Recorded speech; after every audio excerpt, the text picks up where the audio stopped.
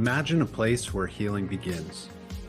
Welcome to Hidden Oaks, our serene 46-acre off-the-grid ranch, dedicated to guiding you on your path to recovery from addiction and past traumas. Here, surrounded by the tranquility of nature, we offer a safe space for renewal and growth. At Hidden Oaks, we understand that the journey to recovery can be challenging. That's why our compassionate team is here to support you every step of the way, providing personalized treatment programs tailored to your unique needs. Take the first step towards reclaiming your life today. Call us at 972-932-2033 or visit our website at resolutionshealthcare.com to learn more. Remember, the path to recovery runs through Hidden Oaks. Let us help you find your way.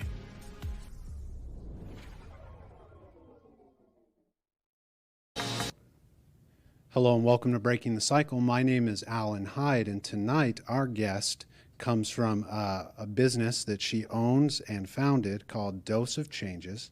She's a licensed clinical social worker supervisor and is trained in EMDR. We're going to get into all of this and much more, but Crystal Valdez, welcome. Hi. How are you doing? I am good. It's been a really good day.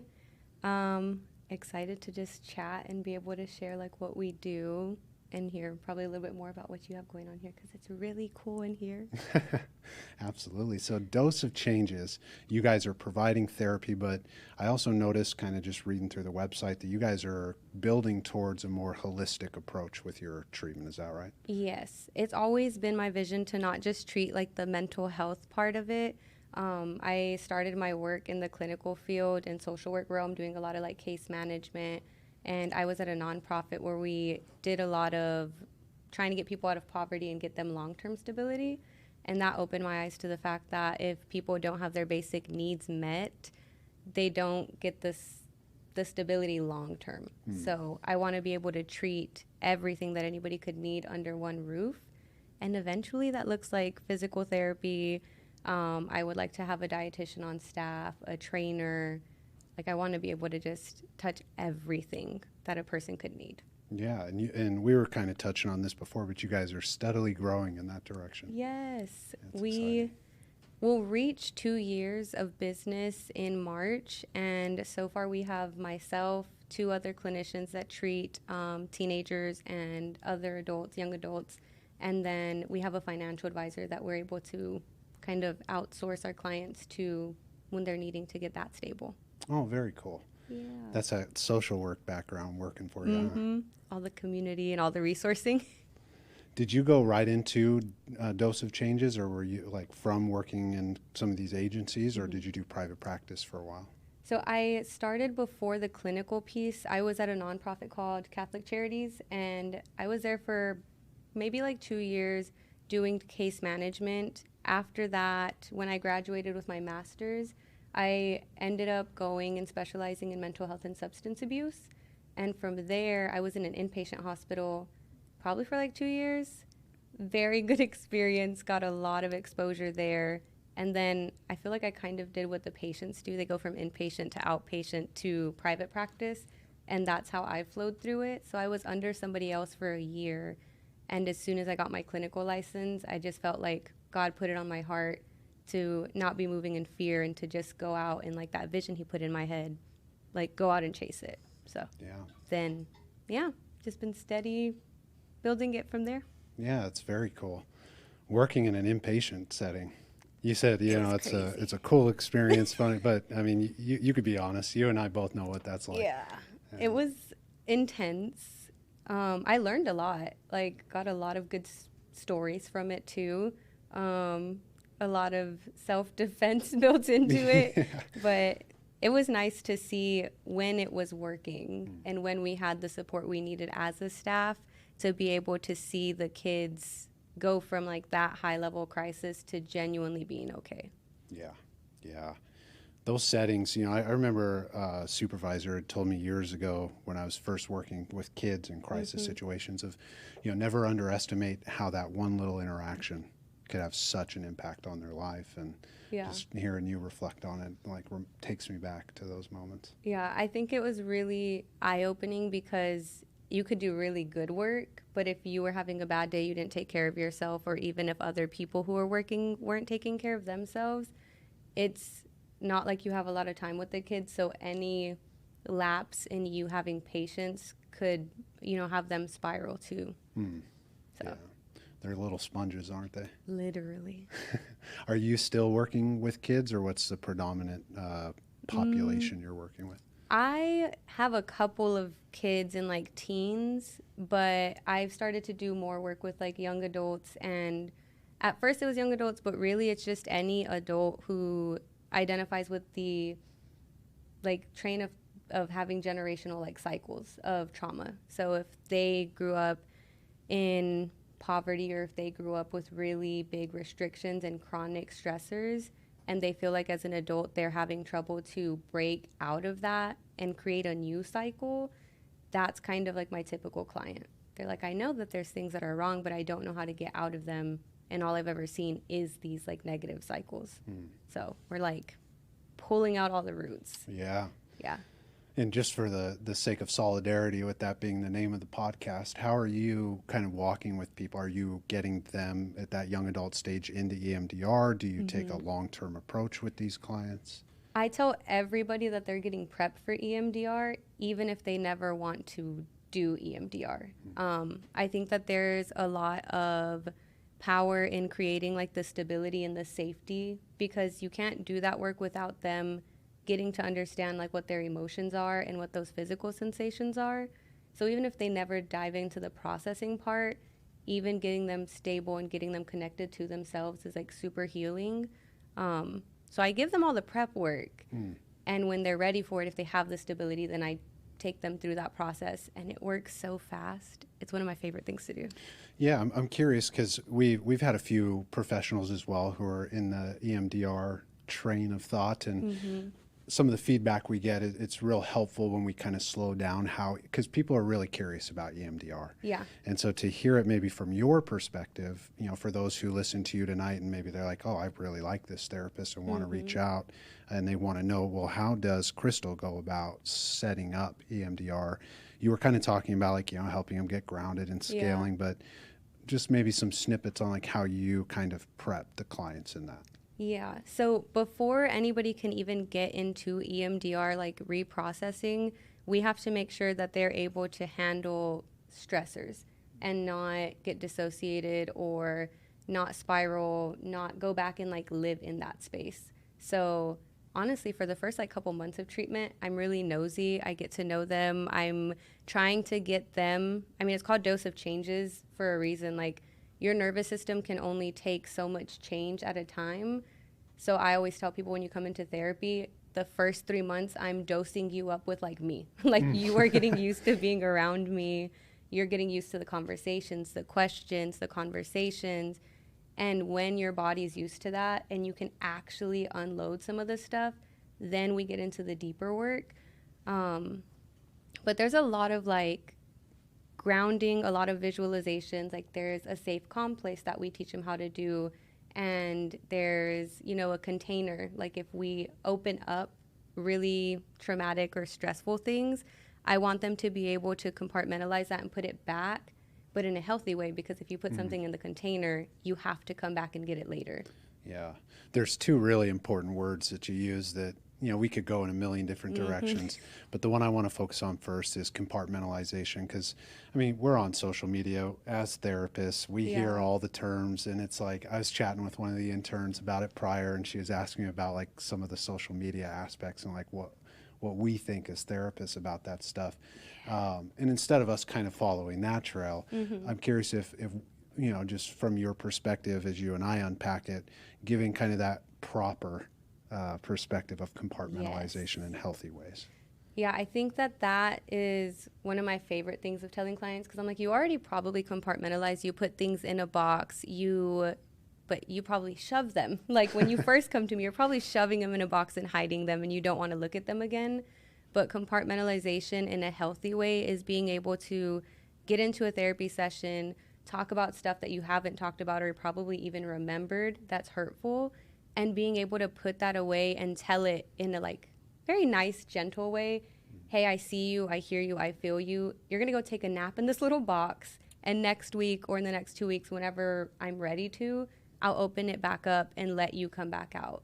But it's building a relationship with those hurtful incidences, memories, and probably even like parts of yourself instead of trying to shove them away and shun them. Yeah. Do you get a lot of resistance on talking about parts? I really thought that I would have. Like being a baby social worker, a baby therapist, I was like, people are going to be so uncomfortable. But I think what I've noticed, and it might just be like my clientele and the people that come to me, is they're so ready for the work. I have to tell them, like, we're going to push the brakes. Like, you're ready to jump in, lay it all out. But there's a lot that we have to do to build up a good relationship between us and between, like, these different parts of yourself. And I want them to take their time to really understand and comprehend what they're doing rather than hearing, like, the concept and then wanting to run with it. Yeah. Kind of like how you're saying some people shove the box away, others forget to put the lid on. Yeah, first things first. Yeah, it's really fun to see the clients that come to me. And there's a lot of people, like I had worked with them before and they found me in private practice, and seeing them go from like inpatient settings to transitioning back into their everyday life. Like, it's really cool to walk alongside them because it is a long-term process.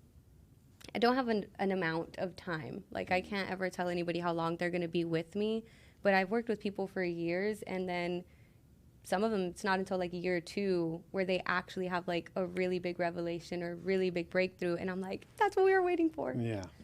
It's exciting. It's worth it.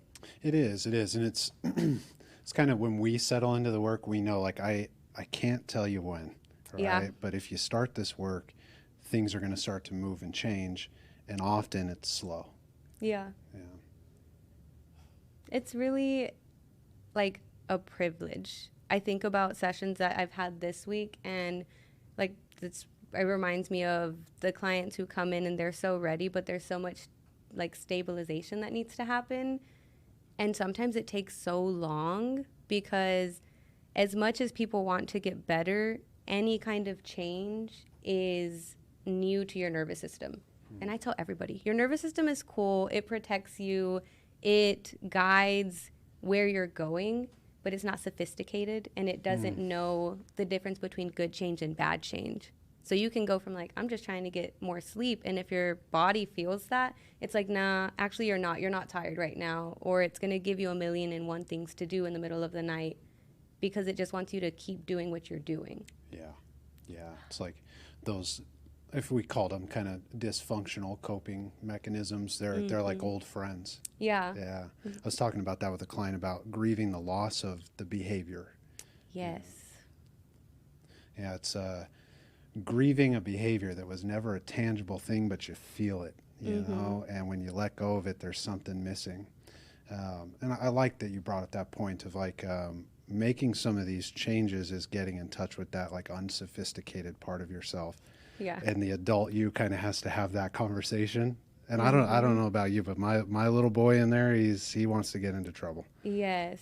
There's like, I think about myself, and I have like an angry teenager who's like mad at the world, and it's like, I'm going to give you this really good thing, and it's like, no, actually you're not going to tell me what to do. And I'm like, bro, chill. Like, you don't even know what's good for you.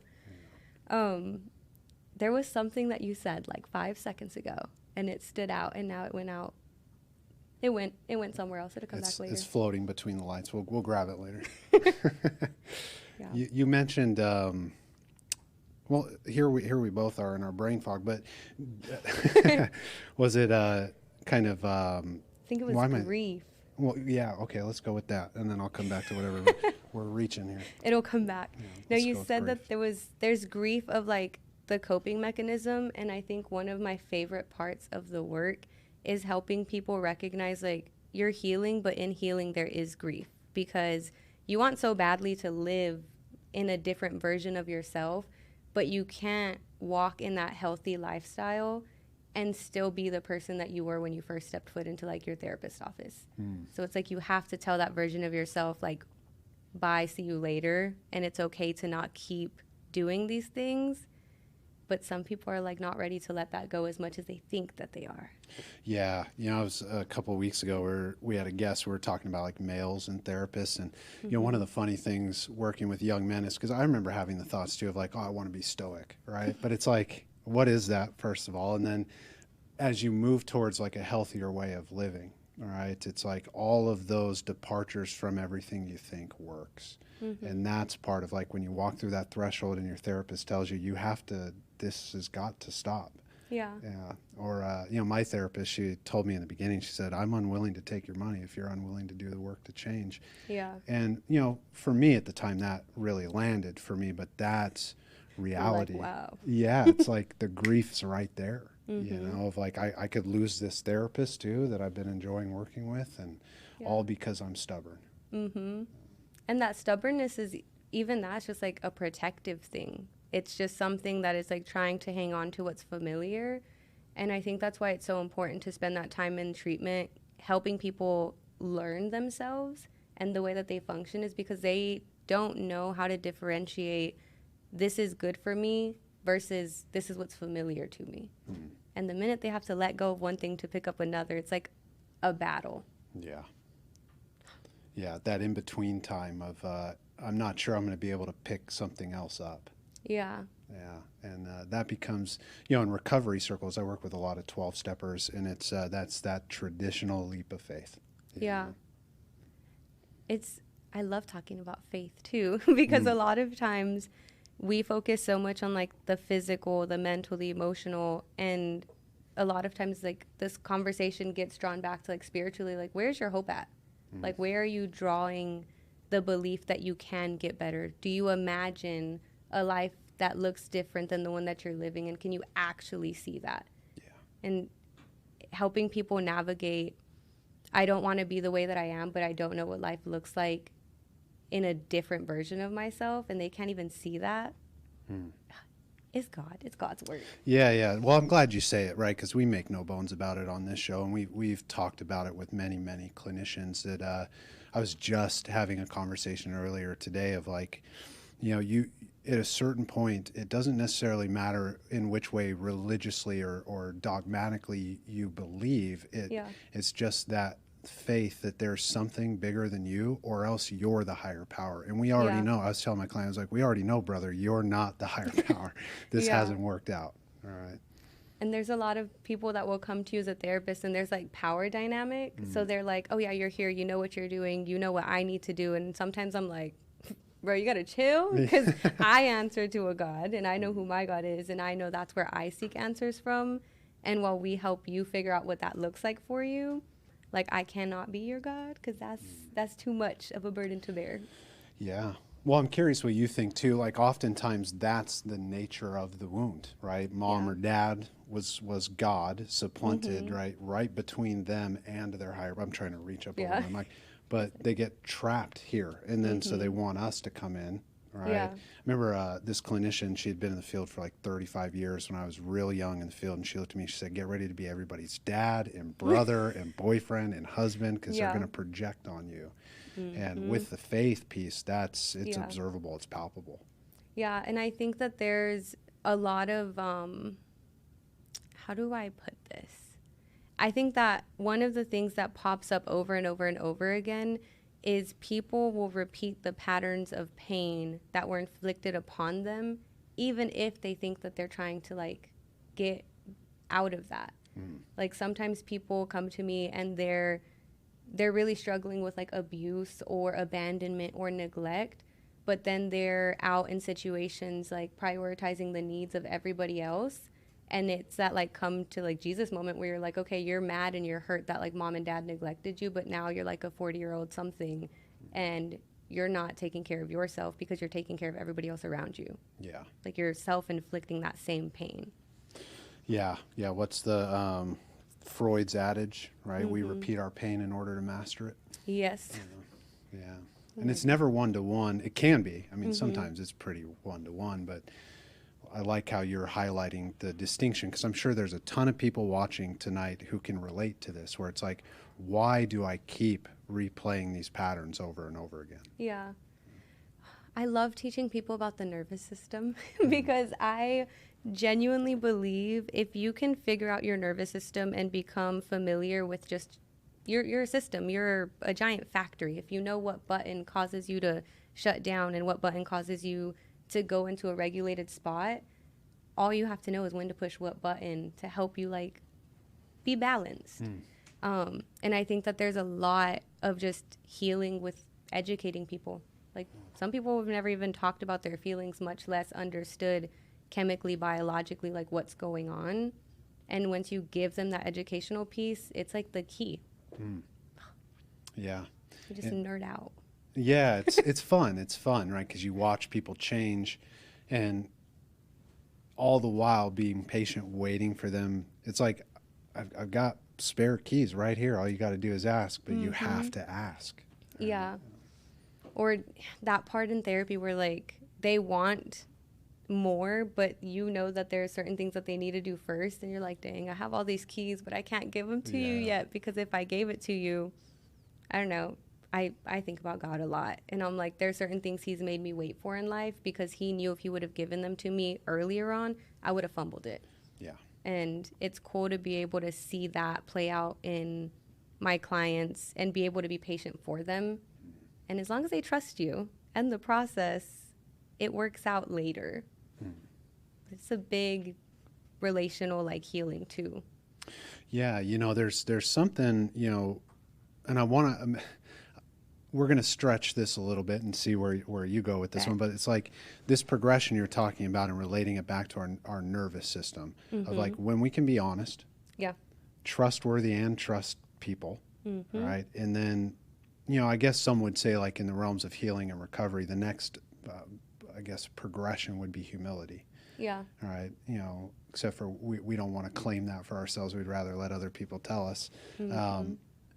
Do you find that it's like these kind of crucial pieces that are helping people find those buttons to calm their nervous system, or what kind of progression, if any, do you see with some of those things? I see all of those things only existing when they're already regulated.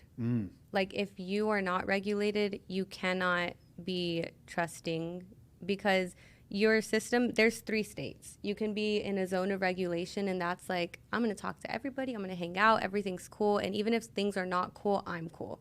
Like that's your regulated zone. And there's this really cool chart that they gave us in EMDR training, and I give it to all of my clients. I'm like, this is your cheat sheet to life. If you dropped out of therapy and ghosted me and you had this and you studied it, you'd be able to figure some things out. The second state is called hyperarousal, and that's like your fight or flight. That's like, I'm overthinking everything. I can't sleep. I'm having nightmares. I'm, sweating. I'm angry. And in those spaces, you cannot think logically, and you're also really defensive. Like you're just ready to fight everybody and anybody and even yourself. The last one is hypoarousal, and that's when you shut down. Like your body's like, okay, I've done the fighting. I've tried all the things I need to do to get better. I've talked to all the people. Now I'm like, I'm shutting down. I don't want to talk to anybody. I am sleeping. I'm fatigued. I'm numb. Like, I don't want to be here. And really, depression and like, suicidal thoughts, self-harming, not feeling, people aren't broken. Their system is literally overwhelmed, and it's trying to rest, and it's just shut down. And I think that makes it so much less intimidating.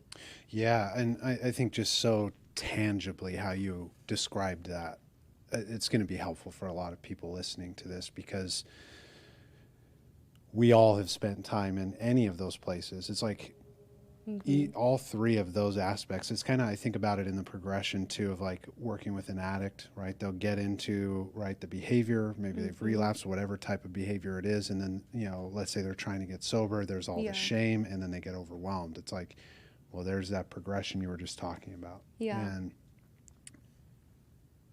everybody comes to those kind of like train stations in life, and having that cheat sheet. And if they just played this video over and over of the way you just described it, I think they'd be able to figure some things out. Yeah, and I think for me, because I do EMDR with my clients, but I also was blessed to have an EMDR therapist, and he changed my whole life, like just by showing me that chart. And he explained to me, like, it doesn't just have to do with psychologically what's going on mentally. Physiologically, within your body, there's responses. When you go into fight or flight mode, your blood, it starts to clot, and there's like stuff with your organs. Your lungs slow down, your heart starts to beat faster, your digestive system, it stops working, because if you're about to fight a bear, there's no need for you to go to the restroom, but you do need your blood to clot just in case you get like, sliced by the bear. It's a little graphic. And then whenever you go into the other state of like hypo and shut down, your body is basically trying to preserve all of its energy, and it even will like slow down your metabolism, because it's like, I'm going into hibernation, and if I'm in that deep of a survival mode, I don't need to burn off all of my fuel and my energy. I need to preserve it for later, because your nervous system is a system, and like I said, it's not sophisticated. So when it registers that it's shutting down, it's literally just preparing for like you to be stomped on by the bear and like left in the forest. So that's, yeah, there's so much. There is. And I'm glad that you bring these points up too, because when EMDR was first, popping onto the scene and becoming really, really popular, people would hear things like this and be like, oh, these therapists. But we know empirically now, and even more so with like ACEs, like the adverse childhood experiences, Yes. they had started tracking people coming into the hospital with unidentifiable medical illnesses and issues that like, there's no family history. Why is this person having this? Why did they develop this blood clot? All kinds of different things where like the doctors didn't have an explanation, but then they would link them to these adverse childhood experiences and the stress increases. And it's like, it's always worth stating on any mental health podcast when having this conversation is the number one killer in the world is stress. It's the number one killer. The Surgeon General should put something out on there like people's foreheads or something. Yeah, and even like loneliness kills, because that puts you straight into that shutdown system. And I think it's one thing to understand it conceptually and like theoretically from a book, but with the ACEs questionnaire, I was invited back to my hometown to speak as like a commencement speaker, because I could speak back then. And so what I shared with them was like the ACEs questionnaire. I have never met another human being who maxes out that questionnaire. And when I take that, like, I score a 10 out of 10. And for the people that don't understand that, you don't want a high score on that. The higher the score, the more predisposed you are to addictions, health conditions, heart disease, all of these things that you're naming. And I've even had to go through that process of like having to do surgery to like figure out what's wrong with like my stomach, because I'm having all kinds of issues. And it was literally just stress and me not processing all of the stuff that I had been through. And I was like, why do I have hives? Why is my body breaking down? Like, I'm healthy. It was because my mental wasn't healthy, and my body was like letting me know, like, wake up, you have to do something. Yeah. Well, and it's doing this work, and I'm sure you felt this too when you got into the field. It's like, I'm running out of places to turn. I have to look at this for myself. And it's nice to see that in clients too. It kind of sounds a little bit sadistic of like, I'm going to get you in a corner, right? But it's nice because from that corner, I may want to attack at first, but then I can make some better decisions. And I'm just, as you're kind of describing what's brought you into the field and into this direction, I'm only assuming that's kind of what pulled you in to help other people. Yes. I thought from second grade on, because I was adopted by my great-grandparents in the second grade, me and my older brother, and they were like 80 going on 90. So it was very quickly a transition from them being my caregivers to me being their caregivers. I haven't thought about them in a minute. But with them, I realized that like my social worker or the caseworker with CPS, he was a social worker. And I was like, oh, that's what I want to do. So I thought that I was going to go into that field and be in CPS and do those things. And it wasn't until my master's like internship where I think I started inpatient and I did group therapy too. And I was like, wow, like I can still have an impact. And this isn't just going to be like environmental, but I can change the way that they function and support them in like not just helping themselves, but when somebody heals something, that's why I love your title for everything. Like you break the cycle. You don't just break off the old stuff that hurt you, but you're starting an entirely new cycle. Yeah. And if you do it the right way, like it's real healthy. Yeah, and you get to be whole. You know, it's a new cycle. All right. It's like a bunch of stuff that I would have looked at 10 years ago and be like, it's boring.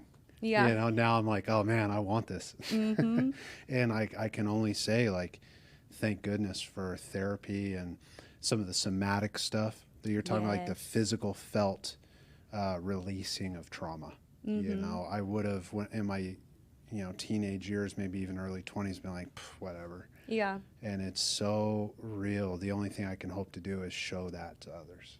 Absolutely. And the piece that you were talking about earlier with it being very like holistic, or like your body will feel it and not recognize that it's your mental health. I think that's why my heart is so like set on treating everything in a person, because even if you don't want to come talk to me about your traumas, if you don't know how to handle your money and you're chronically in a like stressful situation, or you always feel like you're without, come talk to me and like get with my financial advisor, because I promise you, if you get your money right, everything else is going to feel better. Like it doesn't always have to be that deep trauma work. You can fix the way you eat. You can fix the way that you sleep. You can fix the way that you spend your days. And all of the other stuff is going to be like a domino effect. Yeah. Maybe I need to, in my private practice, bring on a financial advisor. If you can't afford my fee, talk to my financial advisor. He'll help you out. I know a guy. Yeah. That's really awesome. And I love the name of your guys' organization over there, Dose of Changes. And it sounds like, well, there's just obviously, as I was looking at it, the networking stuff and getting out there in the community. And I'm a huge proponent. I tell all my clients, some of the biggest things we're going to work on in the beginning to address trauma and your pain is get you involved in communities at your pace. It's like, we're not just going to thrust you into it, but we're going to get you the resources, and then just go check it out.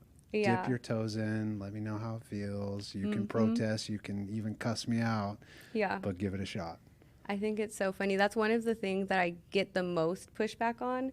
I'll be like, okay, well, like, you're in this, you have this hobby. Like, go in a room full of people that have the same interest as you and just, like, sit by someone like, hey, I like your shoes. I don't know. Like, go make a friend. And they're like, absolutely not. Like, I don't do that. And they will fight me on it for so long. And then they come back and they're like, you'd be proud of me. I got a phone number, or I got an Instagram, like, person. And I'm like, look at you. I love when people make friends. Yeah, it's fun. It's cute. I never, as a 34-year-old dude today, I never would have. Yeah, today's my birthday. Happy birthday! Thank you. Why didn't we start off with that, y'all? Before you leave, we have cake and stuff in the back too, apparently. So don't run off. Everybody should come be a guest here. All right, God bless. Come on. I would have never thought, in my 30s, I'd be looking at like somebody making a friend, a client that I'm working with, and be like, oh, that's cute. Yeah. It's nice. It's just, people deserve to live a fulfilled life, and life already has enough suffering, Yeah. So get out there and be weird with people. And everybody out there is feeling just as awkward. Like, I don't know. I don't know if it's a generational thing, but I have noticed it a lot with like my young adults, like 20 to 30s.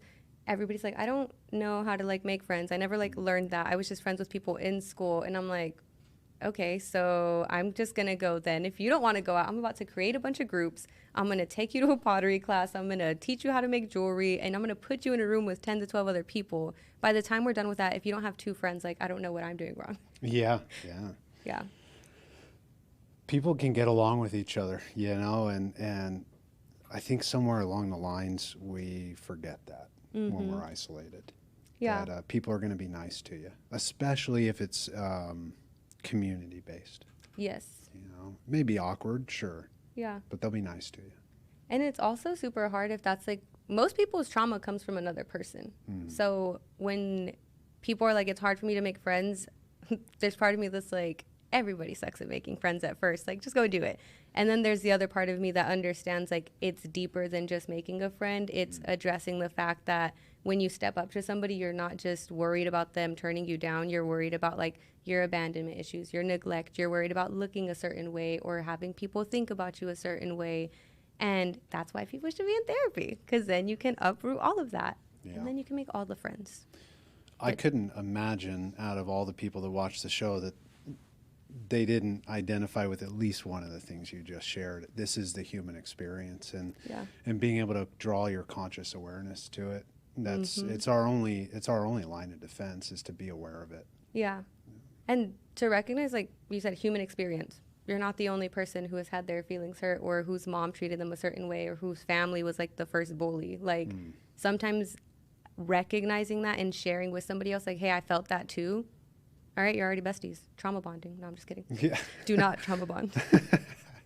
You have a disclaimer as to why not? Because we've all been there too. I think it makes having healthy relationships, like, it gives you a skewed perception of it. Like, you can share what you've been through and identify and relate to that, but that shouldn't always be the basis of, like, why you connect with people, because then you're still centering your identity and your lifestyle and your decisions on past hurts. So you can relate to people, but don't let that stay where you're speaking from and living from. Yeah. You know, it's make sure that you get to the strength and hope part, right? Don't spend all your time in the experience. Yeah, don't throw a pity party. Yeah. Parties are fun, not pity parties. No. Yeah, those get old. They're comfortable, though. Yeah, familiar. Yeah. So you came in with your husband, and you had shared in your bio, dedicated wife, building your business. I think you mentioned pets. Yes, we have 2 dogs. Okay, I have a Staffordshire Terrier. I thought he was a pit bull for like 2 years. Year 3, I was corrected. He's a Staffy. He is 90 pounds, and his name is Oso, which means bear in Spanish, because bro is chunky. And then we have Desi. Desi is a pit bull boxer mix. I did not know boxers had that much energy, but I promise you, she's like, with all due respect to her, she's like the Tasmanian devil. Like, she is so hyper. She acts like a cat and a monkey and a dog all in one. It's very new. And if I'm not mistaken, both your pups with your husband were in the picture that we were posting for the socials. Yeah. Yes. Yeah, they were cute dogs. Yeah, Oso might have broken a door at that photo shoot, and Desi might have been barking the entire time. But the photographers were really patient. They said they were really good, so they gave him treats. There you go. I think we won. If only in social settings people could treat each other like they treat dogs. Yeah. Are you nervous? Here, good boy. Yeah, have a here's treat. Yeah. Here's a biscuit. Oh my goodness. Life would be so much better if we were all dogs. Yeah. And does your husband help out with the Dose of Changes? Yes, he is actually the administrator. So when we have new clients come in, at first I was like, yeah, one woman show, I got this. And then I realized, like, I feel like God really brings people and he just pulls people in. Like, I did not know anything about marketing. I did not know anything about advertising myself. And I had a bunch of therapist friends. We all left the hospital setting, and there was some of us that started our own practice. I was the only one that jumped like into full-time practice just off of faith. I was just like, all right, if that's what you want me to do, I'm going to do it. And I think within 2 or 3 months, like, I had a full-time caseload that was extending like past 6 months in. And I thought that was normal until I started talking to other people, and they were like, girl, I can't keep my client caseload. And so when it got that busy, I was like, wow, if this is me not knowing what I'm doing as I grow and as I learn, I cannot do all this by myself. Yeah. And I think that's really important for other therapists or people in private practice to hear, is like delegation and sharing the load is fine. It's celebrated. It's needed. Yeah. So he stepped on to bring new clients on. Anytime I had really cool community events, like our 1-year anniversary, we did a vendors market, and then we had 2 wellness workshops that were running concurrently. He helped with all of the things, all the pictures, the videos, helping me call random people. There's a lot of stuff that he hasn't done before, and I'm like, babe, this is what we got to do. Like, here's the vision. And he looks at me like, okay, whatever you say, and we got it. So he just jumps in, just dives head first. I might have pushed him in, but he knows how to swim. He's really good at it. Well, you highlight a lot too, and just the importance for clinicians, because we have therapists who watch this show too, of just getting out there and trying things. It's like when we started this show, I didn't have the interns and the help that you see in the back. And like you were saying, like I sent a few emails, prayed about it. It was like the next day I had these emails, and they've just been wonderful. They've been so helpful. I mean, you saw with the social stuff and then signing the wall and all that. They're just super helpful with everything. They're doing good. Yeah. They look like professionals. You said interns, and I was like, all right, these paid interns, because they know what they're doing. They're killing it. Yeah. She's advocating for you. It's a social worker in me. Yeah. I think there's something so important to highlight. It's like when you have a vision in your head, why are you not doing it? Yeah. Like for me, that 1 year anniversary market and wellness event, I had it on my heart for like 6 months before. I just had a feeling. I was like, it's going to go good and it's going to be stable. And like for me to go from, I had just got out of surgery. And so I had to be on leave from where I was working. And I was like, I'm about to leave like my benefits and my stability. And I'm going to go out here and see if I can make it. Like it's sink or swim. But I just kept hearing in my head, like, I gave you this vision for a reason. Like I told you to do this for a reason. And I did not do any planning for that market until like 4 weeks before. And we ended up selling out. We had 12 vendors. We had people doing like free facials. We had raffles going on. Like it was everything that I had in my head and more. But if I would have done it when I first had that vision, I can't imagine how much like more, fluid, how much it would have flowed better. So I don't know. When you let fear drive the car, it doesn't go very far. Yeah. Well, I can say absolutely. I'm excited to hear about the next events that you're doing and let us know so that we can let our fans know here that you guys have this coming up, because we have a large viewership here in the DFW area, and just pull people out and share. Yeah, I've just been stalking y'all casually, just watching you steadily blow up. I'm like, okay. Yeah, we've been having fun here. This has been a blast, and we'll share more details with you. We have our networking event coming up next month, I think. I saw. Are you guys having a panel? Or was that? Okay. I was like, I'm pretty sure I saw that. It's so for you guys as well, it's the October 16th over in Fort Worth, so right around the corner from you guys. Yes. And it's the same panel we had on, I think, about 3 weeks ago. Yeah, so those ladies will be returning. That's so exciting. Yeah, and then we'll have to rope you in for the next one to get you on the panel. More than happy. I talk a lot. It's fun. Just give me something to nerd out about, people that need to know about Jesus, and I won't shut up. Absolutely. Well, I think maybe some of those topics can be for the next time we have you on here, too. Casually, yes. Yeah. I have a planner, and it's color-coded. I will give you guys a color. Oh, perfect. That'll help me out in prepping for the show. Genuinely, I think eventually I want to get away from doing so much of the individual sessions. And I love what I do, and I love seeing the progress. But I feel like there's a talent and like a calling for the community events and like organizing things. And it makes care accessible too, because group is a lot cheaper than individual therapy. Yeah. And whenever you can do events that maybe aren't even therapy, but just like social skills groups, or I really want to do like a hobby series. So legitimately just bring in people that have different talents, that do pottery, that know how to make jewelry. If people just come in and lead a group like that, or we have like a day conference, those are the things that like make my brain spin and they make my heart full. So I like that. I'm gonna be doing a lot of things. Yeah, and they can find all this information as you guys are planning this. It's doseofchanges.com, right? Yes. I get that right? Yes, and then the Instagram is Dose of Changes LLC. Yeah. Yeah. We can put both of those in Gabe is on it. How are we doing on time, Gabe? Oh, perfect. I have a sixth sense for asking you for the 5-minute mark. I have a couple questions for you that we ask every guest. If we were going to build a mental health amusement park and you got to build a ride, what would it be? What would you call it, and why? Oh my goodness. Okay, not a roller coaster because I'm scared of heights. If I had to build one, is it me or all of us?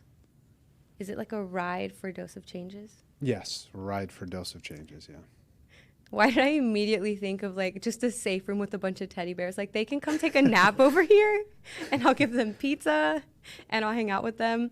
I'm scared of heights, so thinking of any amusement park like ride, it just is an immediate no for me. And I also keep seeing stuff on the news where people get stuck. So I'll be like the little safe place where they come take a nap.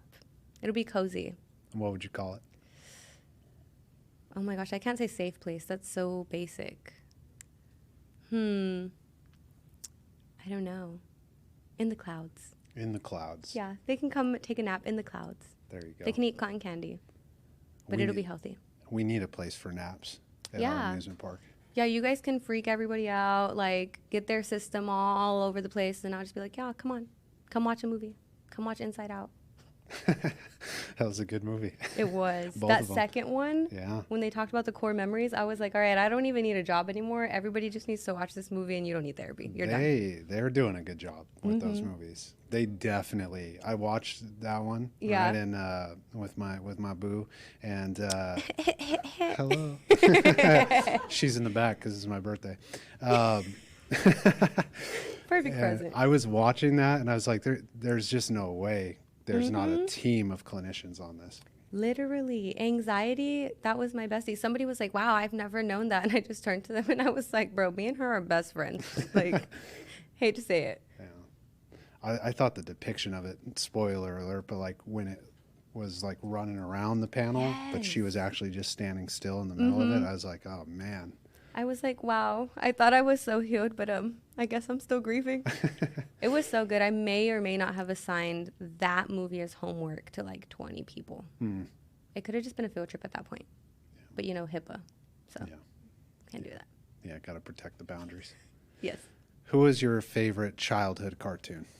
Ooh, oh my goodness. I feel like I didn't watch too many cartoons growing up. Let me see. No, okay, Foster's Home for Imaginary Kids.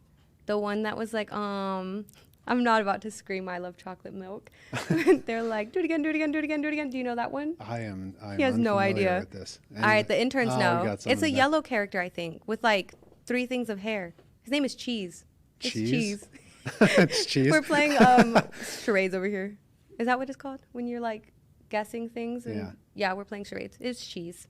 Nice. How would Cheese benefit from coming to see you for therapy? Oh my goodness. I think they might have ADHD. They could definitely use some grounding skills, but maybe they're just perfectly fine and we just need to build up like their security so that they can just continue to be the little light that they are and not worry about how they make people feel. You know? Cheese is dope. A little self-esteem. Yeah, he just throws people down the hill. Do it again, do it again, do it again. I'm like, okay, I want to be that happy. Yeah. It's the joy of the Lord right there. Yeah, it sounds cute. I want to give a huge thanks to Gabe for making everything here look so beautiful. Huge thanks to our interns in the back. You guys are a godsend. Any last messages from you, Crystal, that you would share with our audience, since you have a captive audience here? Let's see. Since you guys can't leave. No, I'm just kidding. I think I would just say, like, don't be scared of the work because it doesn't always have to feel really intense. And for the clinicians, don't be afraid of the work. Like, get in there, do the things that you need to do to make whatever vision, like, is in your head come to fruition.